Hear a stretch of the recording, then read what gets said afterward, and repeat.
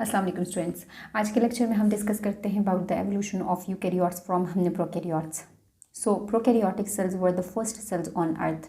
Scientist का ये believe था कि इस अर्थ पर लाइफ की शुरुआत प्रोकैरियोटिक सेल्स ही से हुई थी। प्रोकैरियोटिक सेल्स ही वो फर्स्ट सेल्स थे जो कि इस अर्थ पर पहले मौजूद थे और फिर इन प्रोकैरियोटिक सेल्स से बाकी लाइफ इवॉल्व हुई थी। Eukaryotes evolved from prokaryotes 1.5 to 2 billion years ago according to fossil records। और जब फॉसिल रिकॉर्ड्स को चेक किया गया तो उसमें भी ये चीज़ ऑब्जर्व की गई कि जो यूकैरियोट्स हैं तो वो बेसिकली प्रोकैरियोटिक सेल्स ही की मॉडिफिकेशन से बने हुए होते हैं। तो अब यहाँ पे हम वो मैकेनिज्म बेसिकली स्टडी करेंगे कि किस तरीके से यूकैरियोट्स इवॉल्व हुए हैं प्रोकैरियोट से। Two proposed pathways describe the evolution of eukaryotes from prokaryotes. तो उन पाथवेज को डिस्कस करने से पहले हम थोड़ा सा समझते हैं प्रोकैरियोट्स और यूकैरियोट्स में डिफरेंस को। वैसे तो आप अच्छे बच्चे हो, आपको पता ही होगा दोनों में बेसिक डिफरेंस को, क्योंकि फर्स्ट ईयर के अंदर आपने डिटेल में इसको स्टडी किया हुआ होगा। प्रोकैरियोट्स स्मॉल होते हैं और ये सिंपल होते हैं। सिंपल इस सेंस में है क्योंकि इतने कॉम्प्लिकेटेड टाइप के स्ट्रक्चर्स इसके पास मौजूद नहीं होते हैं। इसके पास जेनेटिक मटेरियल डीएनए मौजूद होता है, लेकिन वो DNA in the centre of the cell मौजूद होता है और वो नेकेड फॉर्म में होता है, मतलब उसके इर्द गिर्द कोई भी मेम्ब्रेन बाउंड स्ट्रक्चर मौजूद नहीं होता है। तो हम कह सकते हैं कि न्यूक्लियस इसके पास नहीं है और ना ही सिंगल या डबल मेम्ब्रेन बाउंडेड कोई और ऑर्गेनेली इसके पास मौजूद होता है। इसके पास 70S राइबोसोम्स अलबत्ता मौजूद होते हैं, क्योंकि राइबोसोम्स के इर्द गिर्द कोई भी मेम्ब्रेन मौजूद नहीं होती है।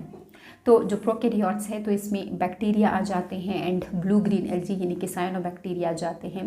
बैक्टीरिया एंड साइनोबैक्टीरिया के अलावा A to Z जितने भी ऑर्गेनिजम्स हैं तो फिर वो यूकैरियोट्स में आ जाते हैं। यूकैरियोट्स लार्ज सेल्स होते हैं और ये कॉम्प्लेक्स होते हैं।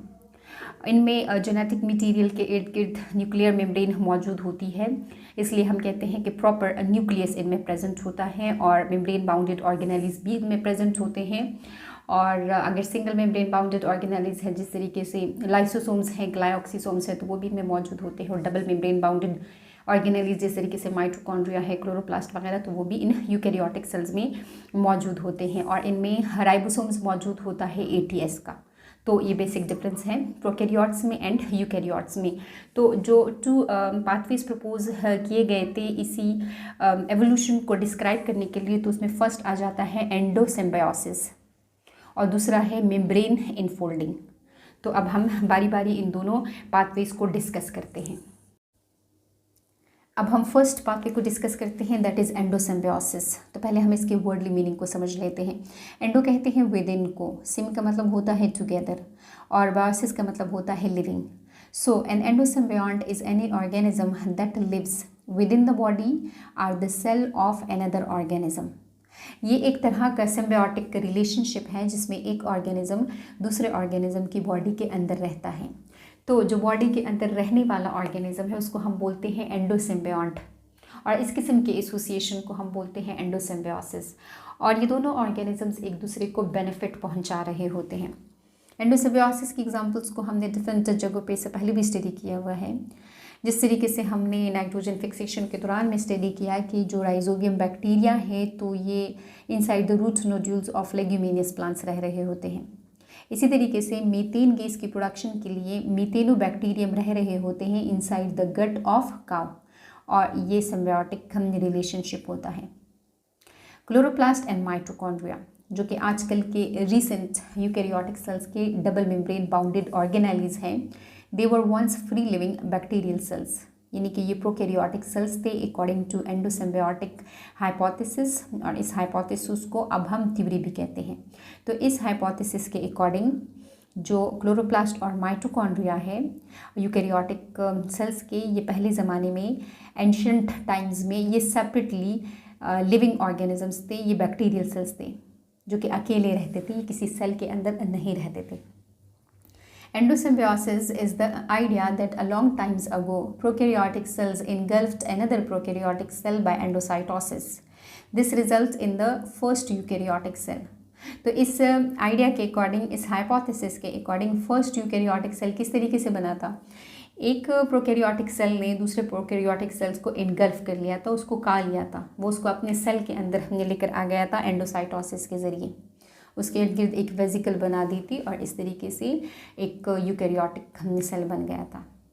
और ये जो पाथवे था it was first proposed by Lynn Margulis, जो कि एक फीमेल अमेरिकन बायोलॉजिस्ट थी at the university of Massachusetts. तो ये कंसेप्ट दिया था लेन मार्ग्यूलिस ने। This theory explains the origin of first plant and animal eukaryotic cell, कि जो प्लांट एंड एनिमल सेल्स थे तो ये किस तरीके से ओरिजिनेट हुए थे। The origin of mitochondria and chloroplast in eukaryotic cell, और यूकैरियोटिक सेल के अंदर माइटोकॉन्ड्रिया एंड क्लोरोप्लास्ट किस तरीके से बन गए थे। And the formation of flagella inside the eukaryotic cell. तो ये सारे पॉइंट्स अभी हमें क्लियर हो जाएंगे इस थ्योरी को पढ़ने के बाद। थोड़ा सा हम क्लोरोप्लास्ट एंड माइटोकॉन्ड्रिया को भी डिस्कस कर लेते हैं। Chloroplast is present only inside the plant cells and the algal cells, और ये एनिमल सेल के पास मौजूद नहीं होता है, क्योंकि क्लोरोप्लास्ट का काम ये होता है कि इसने सनलाइट की एनर्जी को कैप्चर करना होता है और उसी एनर्जी को यूज़ करना होता है फूड प्रिपरेशन के लिए फॉर द सेल। मतलब कि ये सेल को कार्बोहाइड्रेट्स बना कर दे रहा होता है। तो जो ऑटोट्रॉफ्स हैं जस्ट वही कार्बोहाइड्रेट्स को बना सकते हैं, इसलिए क्लोरोप्लास्ट मौजूद होता है ऑटोट्रॉफ्स में। जबकि जो हेटरोट्रॉफ्स हैं यानी कि जो एनिमल सेल्स हैं वो तो खुद अपने लिए कार्बोहाइड्रेट्स नहीं बना सकते, इसलिए एनिमल सेल के पास क्लोरोप्लास्ट मौजूद नहीं होता है। And mitochondria is present inside the plant cells, inside the algal cells, और एनिमल सेल में भी ये मौजूद होता है। बट एनिमल सेल में एक एक्सेप्शनल केस है कि ये मेच्योर आरबीसीज के पास मौजूद नहीं होता है। माइटोकॉन्ड्रिया का काम ये होता है कि इसने एरोबिक रिस्पायरेशन करनी होती है, मतलब कि ऑक्सीजन की प्रेजेंस में इसने एनर्जी की प्रोडक्शन कर देनी होती है सेल के लिए, ये एटीपी बना कर दे रहा होता है। Both chloroplast and mitochondria are double membrane bounded organelles. इन दोनों ऑर्गेनेलीज के इर्द गिर्द 2 मेम्ब्रेन्स मौजूद होती हैं। तो अब हम ये डिस्कस करते हैं कि यूकैरियोटिक सेल के पास माइटोकॉन्ड्रिया, क्लोरोप्लास्ट एंड फ्लैजिला किस तरीके से बन गया था। व्हाट एग्जैक्टली हैपेंड, एक्चुअली हुआ क्या था। Smaller prokaryote was engulfed by larger prokaryote as a food but remain undigested, या जो स्मॉलर प्रोकैरियोट था वो इंटर हो गया था into larger prokaryote as internal parasite but couldn't harm it. ये हुआ था कि लार्जर प्रोकैरियोट को या तो भूख लगी थी और उसके पास खाने को कुछ नहीं था, इसलिए उसने उस स्मॉलर प्रोकैरियोट को एज अ फूड खा लिया था। बट उस लार्जर प्रोकैरियोट के पास इतनी एबिलिटी नहीं थी कि वो उस फूड को डाइजेस्ट कर पाता। या इस तरह हुआ था कि जो स्मॉलर प्रोकैरियोट था उसने सोचा कि मैं इस बड़े से प्रोकैरियोट को नुकसान पहुंचा देता हूँ, इसके अंदर कोई डिजीज़ कॉज कर लेता हूँ, मैं इसकी बॉडी के अंदर चला जाता हूँ। लेकिन जब वो उसकी बॉडी के अंदर आया तो फिर उसको माइंड में ये आया कि ये तो बहुत बड़ा सेल है, इसके अंदर तो मैं आ तो गया हूँ लेकिन मैं कोई डिजीज़ कॉज नहीं कर सकता हूँ। तो इन दोनों पॉसिबिलिटीज़ में से कोई एक पॉसिबिलिटी हुई होगी, बट जो स्मॉलर प्रोकैरियोट था वो उस लार्जर प्रोकैरियोट की बॉडी के अंदर आ गया था, डाइजेस्ट नहीं हुआ था, या जो है वो उसके अंदर कोई भी डिजीज़ नहीं कॉज कर पाया था। तो इन्होंने सोचा कि अब चूँकि हम तो एक दूसरे के साथ एसोसिएशन में आ चुके हैं, अब वापस तो बाहर नहीं जा सकते हैं, इसलिए हम ऐसा करते हैं कि हम एक सिम्बायोटिक एसोसिएशन डेवलप कर लेते हैं, हम एक दूसरे को बेनिफिट देना स्टार्ट कर देते हैं। तो इस तरीके से स्मॉलर एंड लार्जर प्रोकैरियोट का सिम्बायोटिक रिलेशनशिप स्टार्ट हो गया था। तो अब हम पढ़ते हैं फॉर्मेशन ऑफ माइटोकॉन्ड्रिया। जो माइटोकॉन्ड्रिया को बनाने वाला इंसेस्टर है वो actually small heterotrophic anaerobic bacteria था, जो कि बाद में डेवलप हो गया था इनटू माइटोकॉन्ड्रिया, और इसने एटीपी की प्रोडक्शन कर हम दी उस लार्जर प्रोकैरियोट के लिए, इसलिए वो लार्जर प्रोकैरियोट खुश हो गया। उसने उस स्मॉलर प्रोकैरियोट को अपनी बॉडी से बाहर नहीं निकाला, बल्कि इन टर्न्स जो स्मॉलर प्रोकैरियोट था उसने लार्जर प्रोकैरियोट से शेल्टर हासिल करना स्टार्ट कर दिया। तो माइटोकॉन्ड्रिया उस यूकैरियोटिक सेल के अंदर इस तरीके से बना था कि उसने इनगल्फ किया था एक एरोबिक हेटेरोट्रॉफिक स्मॉलर बैक्टीरिया को। अब हम स्टडी करते हैं कि जो क्लोरोप्लास्ट है तो उसकी फॉर्मेशन कैसे हुई थी यूकैरियोटिक सेल के अंदर। क्लोरोप्लास्ट का एंसेस्टर एक्चुअली एक ऑटोट्रॉफिक फोटोसिंथेटिक स्मॉल बैक्टीरिया थे, जो कि एक्चुअली थे साइनोबैक्टीरिया, जिसको हम ब्लू ग्रीन एल्गी भी कहते हैं। और जब लार्जर होस्ट प्रोकैरियोटिक सेल ने इनको इनगल्फ कर लिया था तो इस साइनोबैक्टीरियम में चूँकि फोटोसिंथेटिक की एबिलिटी पाई जाती है, ये फोटोसिंथेसिस कर सकता है, तो इस लार्जर प्रोकैरियोटिक सेल के अंदर भी इसने कार्बोहाइड्रेट्स बनाने स्टार्ट कर दिए थे। ये लार्जर प्रोकैरियोटिक सेल खुद से कार्बोहाइड्रेट्स नहीं बना सकता था, क्योंकि ये तो ऑटोट्रॉफ था ही नहीं। तो इस साइनोबैक्टीरियम ने इसके लिए कार्बोहाइड्रेट्स बनाने स्टार्ट कर दिए, और इन टर्न्स इस लार्जर प्रोकैरियोटिक सेल ने इस साइनोबैक्टीरियम को शेल्टर प्रोवाइड किया। तो ये था सिम्बियोटिक एसोसिएशन, और इसके रिजल्ट में प्लांट सेल बन गया था। आपने फर्स्ट ईयर के अंदर भी ये पढ़ा होगा कि जो प्लांट सेल्स हैं तो उनका इंसेस्टर्स है साइनोबैक्टीरिया या ब्लू ग्रीन एल्जी। ये ब्लू ग्रीन एल्जी किस तरीके से इंसेस्टर्स बने प्लांट सेल्स की, कुछ लार्जर प्रोकैरियोट सेल्स ने एक्चुअली साइनोबैक्टीरियम को खा लिया, तो साइनोबैक्टीरियम ने फोटोसिंथेसिस स्टार्ट कर दी थी inside the larger prokaryotic cell. अब नेक्स्ट हम स्टडी करते हैं कि फ्लैजिला किस तरीके से बन गया था। फ्लैजिला एक लॉन्ग वेब लाइक स्ट्रक्चर होता है चाबुक की तरह, और ये हेल्प कर रहा होता है ऑर्गेनिज्म की लोकोमोशन में, उसको एक जगह से दूसरी जगह ले जाने में हेल्प कर रहा होता है। जो फ्लैजिला के एंसेस्टर्स हैं वो स्पाइरल शेप्ड बैक्टीरिया थे। स्पाइरल शेप्ड बैक्टीरिया को हम कहते हैं स्पाइरोचीट्स। तो जो लार्जर प्रोकैरियोट्स थे तो उन्होंने स्पाइरोचीट्स को खा लिया था, और वो जो स्पाइरोचीट्स हैं तो वो एक वेब लाइक स्ट्रक्चर यानी कि फ्लैजिला में डेवलप हो गए थे, और काम भी उन्होंने लोकोमोशन का स्टार्ट कर दिया था। तो ये हमने थ्योरेटिकली स्टडी कर लिया कि माइटोकॉन्ड्रिया, क्लोरोप्लास्ट एंड फ्लैजिला किस तरीके से बन गए थे एक यूकैरियोटिक सेल के पास। अब हम इसको डायग्रामेटिकली भी समझते हैं।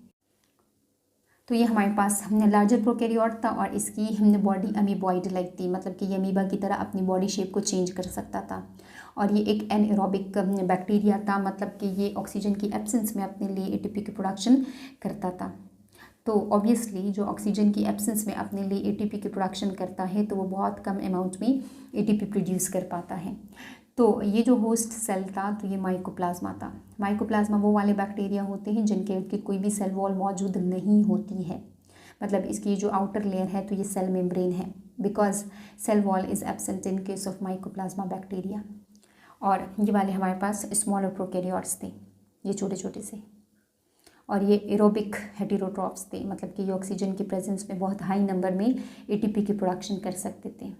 तो इस लार्जर प्रोकैरियोट ने इस स्मॉलर प्रोकैरियोट को खा लिया था, इनगल्फ कर लिया था। कैसे इनगल्फ किया होगा? पहले इसके गिर्द अपनी ये मेम्ब्रेन सराउंड कर ली थी, और फिर इसकी एंडोसाइटोसिस स्टार्ट हो गई थी इस लार्जर सेल के अंदर, इनगल्फिंग ऑफ स्मॉलर प्रोकैरियोट। फिर होते होते एक टाइम ऐसा आया कि ये जो मेम्ब्रेन है ये कम्प्लीटली यहाँ से पिंच्ड ऑफ हो गई, और इस स्मॉलर प्रोकैरियोट को कम्प्लीटली अंदर लेकर आ गई इस लार्जर प्रोकैरियोट के, इस तरीके से अंदर आ गया। और जब ये अंदर आया तो इस लार्जर प्रोकैरियोट के लिए इसने बहुत लार्ज नंबर में एटीपी की प्रोडक्शन स्टार्ट कर दी, क्योंकि ये एरोबिक बैक्टीरिया था। तो फिर इससे बन गया माइटोकॉन्ड्रिया, और इसके इर्द गिर्द डबल मेम्ब्रेन्स मौजूद थी। डबल मेम्ब्रेन्स किस तरीके से मौजूद थी? एक तो इसकी अपनी मेम्ब्रेन थी, ये जो रेड कलर वाली है, और दूसरी ये जो ब्लैक कलर वाली है ये इस होस्ट सेल की मेम्ब्रेन है, क्योंकि जब इसकी एंडोसाइटोसिस हो रही थी तो इस होस्ट सेल ने भी इसके इर्द गिर्द अपनी मेम्ब्रेन को सराउंड किया था, जो बाद में यहाँ से पिंच्ड ऑफ हो गई थी। तो इस तरीके से माइटोकॉन्ड्रिया के इर्द गिर्द डबल मेम्ब्रेन्स बन गई थी। तो ये हमने स्टडी किया कि माइटोकॉन्ड्रिया किस तरीके से एक प्रोकैरियोटिक सेल के अंदर बन गया था। अब इस वाले बैक्टीरिया ने सोचा कि मैंने तो एरोबिक बैक्टीरिया को खाया था और उसने मुझे बहुत ज़्यादा हेल्प की है, उसने तो मुझे बहुत ज़्यादा अमाउंट में एटीपी की प्रोडक्शन कर दी है, मैं ऐसा करता हूँ मैं कुछ और बैक्टीरिया को भी खा लेता हूँ ताकि वो भी मेरी हेल्प करे। तो फिर इसने खाया स्पाइरोचीट बैक्टीरिया को। स्पाइरोचीट बैक्टीरिया वो वाले बैक्टीरिया होते हैं जो कि स्प्रिंग लाइक होते हैं, स्पाइरल शेप्ड होते हैं। तो जब ये स्पाइरोचीट्स सिम्बियोटिक एसोसिएशन में रहने लगे इस लार्जर प्रोकैरियोटिक सेल के साथ, तो इस स्पाइरल शेप्ड बैक्टीरिया ने एज अ फ्लैजिला काम करना स्टार्ट कर दिया, इस लार्जर प्रोकैरियोट को लोकोमोशन में हेल्प करना स्टार्ट कर दिया। ऑल्दो कि वो खुद भी अमीबॉइड लाइक था, वो खुद भी अपनी शेप चेंज कर कर हल्का हल्का सा इधर उधर जा सकता था, लेकिन जब फ्लैजिला की डेवलपमेंट हो गई इस सेल के पास तो ये बहुत तेज़ी के साथ एक जगह से दूसरी जगह जाने लगा। तो ये फ्लैजिला की डेवलपमेंट इस तरह से हुई थी। स्पाइरोचीट्स के साथ इन्होंने सिम्बियोटिक एसोसिएशन डेवलप किया था।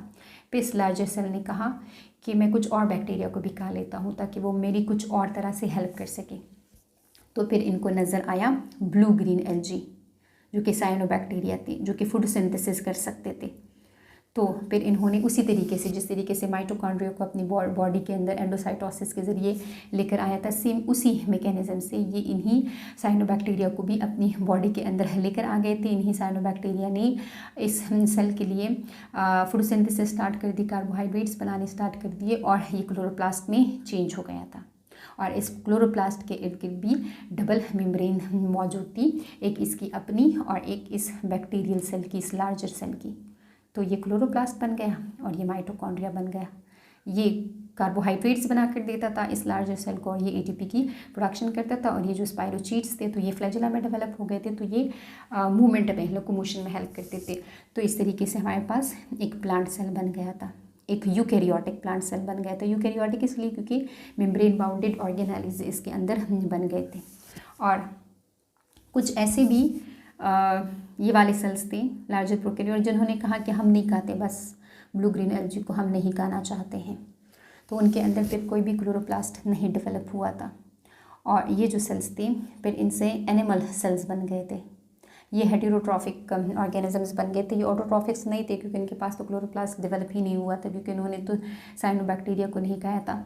और इनसे फ्लैजेलेट्स ऑर्गेनिजम्स बन गए थे। फ्लैजेलेट्स एनिमल्स, जिस तरीके से प्रोटोजोआ है या जो फंजाई का ग्रुप है, तो वो इनसे बन गए थे। तो ये हमने स्टडी किया कि किस तरीके से माइटोकॉन्ड्रिया डेवलप हुआ, किस तरीके से फ्लैजेला डेवलप हुआ और किस तरीके से उसी फ्लैजेलेटेड सेल से जो प्लांट सेल है उसकी एवोल्यूशन हुई और फिर उससे जो एनिमल सेल है तो वो बन गया था। तो ये हमने स्टडी किया एंडोसिम्बायोटिक हाइपोथेसिस को या थ्योरी को। अब हम कुछ एविडेंसेस स्टडी करते हैं in support of endosymbiotic theory. और वो एविडेंसेस क्या है? वो एविडेंसेस है similarities between mitochondria, chloroplast and prokaryotes. इन तीनों के स्ट्रक्चर में बहुत हद तक सिमिलैरिटीज़ पाई जाती हैं, जिसकी वजह से हम कहते हैं कि जो एंडोसिम्बायोटिक हाइपोथेसिस है तो ये एक्चुअली एंडोसिम्बायोटिक थ्योरी है। इनमें क्या सिमिलैरिटीज़ पाई जाती हैं? इन तीनों का अपना सर्कुलर डीएनए होता है। इस तरीके से इनका लीनियर डीएनए नहीं होता है। लीनियर डीएनए यूकैरियोटिक सेल की कैरेक्टरिस्टिक है, जबकि प्रोकैरियोटिक सेल की कैरेक्टरिस्टिक सर्कुलर डीएनए होता है। और इनका डीएनए नेकेड डीएनए होता है, मतलब इसके इर्द गिर्द कोई भी कवरिंग मौजूद नहीं होती है।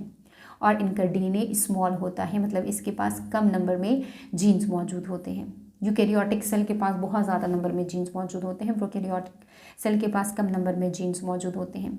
इन सब का अपना आरएनए होता है, इन सब के अपने प्रोटीन्स होते हैं। तो ये स्ट्रक्चर इन तीनों के पास एक जैसे होते हैं तकरीबन। और इन तीनों के पास 70S राइबोसोम्स मौजूद होते हैं। जो यूकैरियोटिक सेल है उसके अपने राइबोसोम्स होते हैं 80S, लेकिन उस 80S राइबोसोम वाले यूकैरियोटिक सेल में मौजूद जो माइटोकॉन्ड्रिया हैं एंड क्लोरोप्लास्ट है उनके अंदर 70S राइबोसोम्स मौजूद होते हैं। तो अब आप खुद सोचिए, एक सेल है उसके पास अपने 80S के राइबोसोम्स मौजूद हैं और दो ऑर्गेनेलीज यानी कि माइटोकॉन्ड्रिया एंड क्लोरोप्लास्ट के अंदर फिर 80S राइबोसोम्स क्यों नहीं हैं, उनके अंदर फिर 70S राइबोसोम्स क्यों मौजूद हैं। तो ये यही इंडिकेट कर रहे होते हैं कि ये माइटोकॉन्ड्रिया एंड क्लोरोप्लास्ट पहले प्रोकैरियोट्स थे, इसलिए इनके पास जो राइबोसोम्स मौजूद हैं तो वो 70S के हैं। और इन तीनों का जो साइज़ है और जो स्ट्रक्चर है तो वो भी अप्रॉक्सीमेटली एक जैसा होता है। Both mitochondria and chloroplast reproduce independently from the cell through binary fission.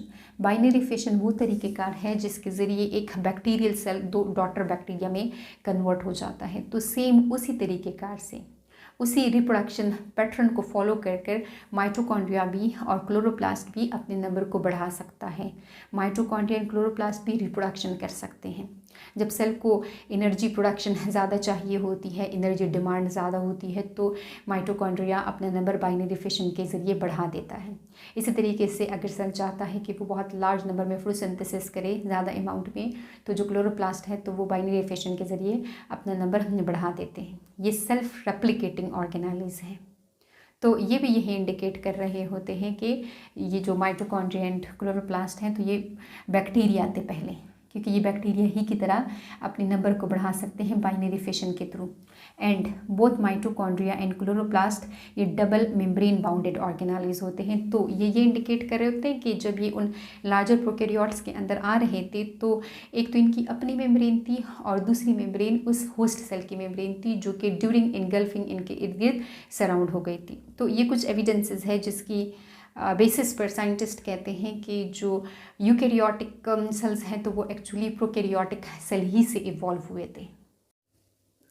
तो ये आज के लेक्चर में हमने एंडोसिम्बायोटिक हाइपोथेसिस को स्टडी किया। हमने कहा कि लेन मार्ग्यूलिस नामी एक अमेरिकन साइंटिस्ट ने ये कंसेप्ट दिया था कि जो यूकैरियोटिक सेल है तो वो प्रोकैरियोटिक सेल ही से बने थे, और किस तरीके से बने थे कि एक लार्जर प्रोकैरियोटिक सेल ने एक स्मॉलर एरोबिक बैक्टीरिया को खा लिया था। तो वो एरोबिक बैक्टीरिया इस लार्जर प्रोकैरियोटिक सेल के अंदर जब आया तो उसने एरोबिक रिस्पायरेशन स्टार्ट कर दी थी, उसने एटीपी की प्रोडक्शन स्टार्ट कर दी थी और उससे माइटोकॉन्ड्रिया बन गया था। फिर इसी सेल ने एक स्पाइरोचीट बैक्टीरिया के साथ सिम्बायोटिक एसोसिएशन डेवलप कर लिया, और वो जो स्पाइरोचीट बैक्टीरिया था तो वो फिर डेवलप हो गया था फ्लैजेला में, और उसने फ्लैजेला की तरह काम करना स्टार्ट कर दिया उसी सेल के लिए और उसकी लोकोमोशन में हेल्प करनी स्टार्ट कर दी। और इसी तरीके से फिर इसी सेल ने एक साइनोबैक्टीरिया को खा लिया। तो जब साइनोबैक्टीरिया इसकी बॉडी के अंदर आया तो उसने फोटोसिंथेसिस स्टार्ट कर दी, क्योंकि साइनोबैक्टीरिया के अंदर फोटोसिंथेटिक एबिलिटी होती है। तो इससे फिर एक प्लांट सेल बन गया, और जिस सेल ने साइनोबैक्टीरिया को नहीं इनगल्फ किया था तो उससे एनिमल सेल बन गया था। फिर हमने कुछ एविडेंस स्टडी किए जो कि बहुत स्ट्रॉन्ग एविडेंसेस हैं एंडोसिम्बायोटिक थ्योरी को सपोर्ट करने के लिए। हमने कहा कि माइटोकॉन्ड्रिया, क्लोरोप्लास्ट और प्रोकैरियोटिक सेल के अंदर बहुत हद तक सिमिलैरिटीज़ पाई जाती हैं। इनका डीएनए सर्कुलर होता है, इनके डीएनए के पास जो नंबर ऑफ जीन्स हैं वो तकरीबन सेम नंबर में होते हैं, और इनका जो डीएनए होता है वो नेकेड होता है। इन सब के पास अपना अपना आरएनए होता है, अपने प्रोटीन्स ये बना सकते हैं। और हमने ये कहा कि इनके जो राइबोसोम्स हैं तो वो भी 70S के होते हैं। इनका साइज़, इनका स्ट्रक्चर एक जैसा होता है। ये बैक्टीरिया की तरह ही बाइनरी फिशन कर कर अपने नंबर को बढ़ा सकते हैं। ये सेल्फ रेप्लिकेटिंग ऑर्गेनाइज्म है। और हमने ये कहा कि जो माइटोकॉन्ड्रिया है एंड क्लोरोप्लास्ट है तो ये डबल मेम्ब्रेन बाउंडेड ऑर्गेनाइज है। एक इनकी अपनी मेम्ब्रेन होती है और एक होस्ट सेल की मेम्ब्रेन होती है, जो कि ड्यूरिंग इनगल्फिंग ये अपने साथ अंदर लेकर आ गए थे। तो ये है एंडोसिम्बायोटिक हाइपोथेसिस या थ्योरी।